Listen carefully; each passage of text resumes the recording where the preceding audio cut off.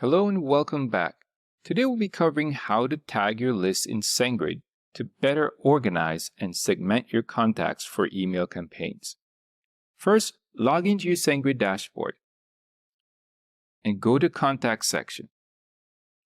Here, select the list you want to tag. Tags are useful for organizing contacts by specific characteristics, such as customers, leads, or subscribers who attend a webinar.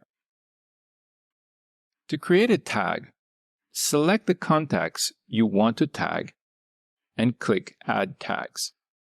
You can create a new tag or apply an existing one. Tags can be used later when building segments or sending specific campaigns to target group of contacts. After applying the tags, you can use them. Go to Marketing, click on Single Sends to filter and target specific contacts based on the tags they have. Organizing your contacts with tags makes it easy to send relevant, personalized emails, which leads to higher engagement rates. Thanks for watching, and be sure to subscribe for more helpful tips. If you haven't tried SendGrid, just hit the link in the description and get your free trial today.